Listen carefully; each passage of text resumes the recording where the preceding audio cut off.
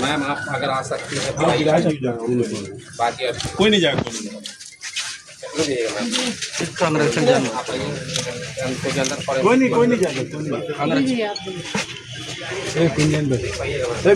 Photo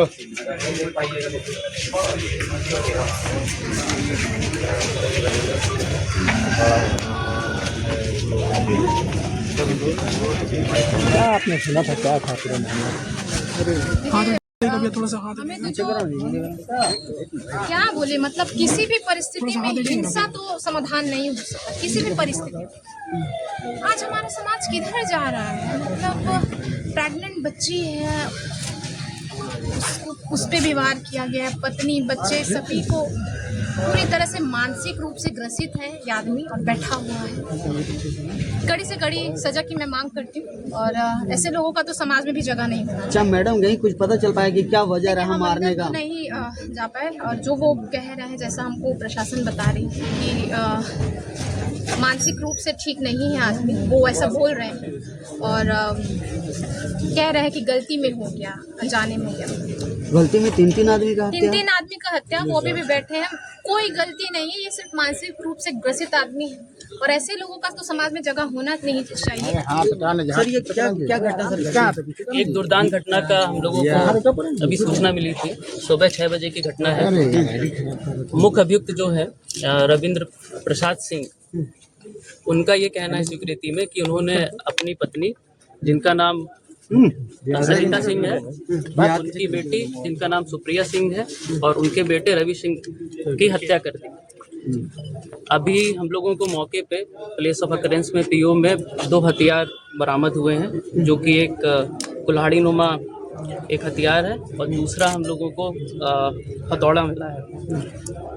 अंदर वो जब उनसे पूछताछ के क्रम में उन्होंने अपनी मानसिक स्थिति विक्षिप्त बताई है, तो प्रारंभिक जांच में हम लोगों को सिर्फ अभी बॉडी का पता चला है। 3 बॉडी हम लोग को दिखी हैं। एक तो उनकी पत्नी, जो कि मैं बता चुका हूँ, सरिता सिंह, दूसरे उनके बेटे जो कि रविकेश सिंह है और उनकी बेटी सुप्रिया सिंह।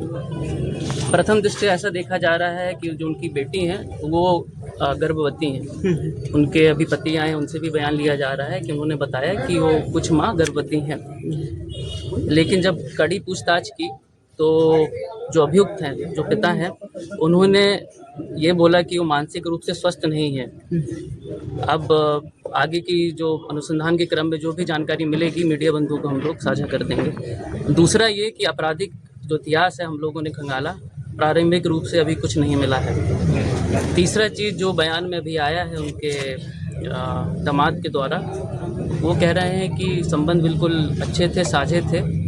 मुझे कोई यह विषय में नहीं जानकारी है कि ऐसा कुछ घट सकता है। ये अभी तक का जो अभिप्राय है ये मैं समझ पाया हूँ। सर आखिर इस तरह की घटना के पीछे क्या रहा? कुछ पहले से विवाद था या फिर कुछ और? सर अभी तो मुझे जानकारी बस आधे घंटे पहले मिली है और जो क्राइम सीन का मैं अध्ययन कर पाया हूँ, मैं यही कर पाया हूँ।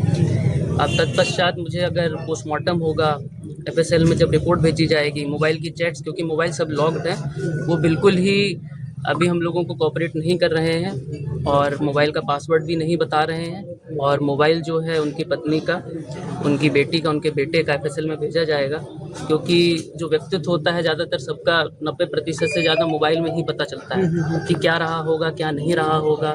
तो किसी भी निष्कर्ष में पहुंचना बहुत कठिन होगा। सर ये क्या सोने के टाइम में ही घटना को अंजाम दे दिया गया?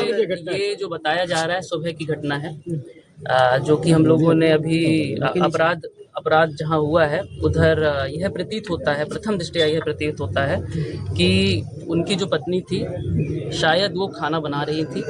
हम ही लोगों ने जाके गैस बंद की, उनकी बेटी सो रही थी और बेटा सो रहा था, सोते समय ही हुआ। इतना ही मैं जानकारी अभी साझा कर सकता हूँ। मैं पूर्वाग्रह से कुछ नहीं बता सकता अभी कि उनका जो ट्रायल है वो हानि।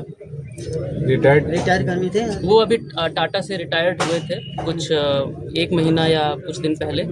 और जब उनसे पूछताछ किया कि आपने ऐसा क्यों किया, वो कुछ सहयोग नहीं कर रहे हैं, कुछ नहीं बता रहे हैं। तो अभी उनसे पूछताछ की जाएगी। सर उन्होंने क्या खुद को भी मारने का प्रयास किया? अभी इस चीज़ पे मैं नहीं कुछ बोल सकता हूँ, क्योंकि जब तक मुझे यह नहीं पता चलेगा उनके कड़ी कार्रवाई के बाद कि वो क्या क्या स्वीकार करते हैं, क्योंकि वो अभी बिल्कुल विक्षिप्त है, वो कुछ नहीं बता रहे हैं। ठीक है।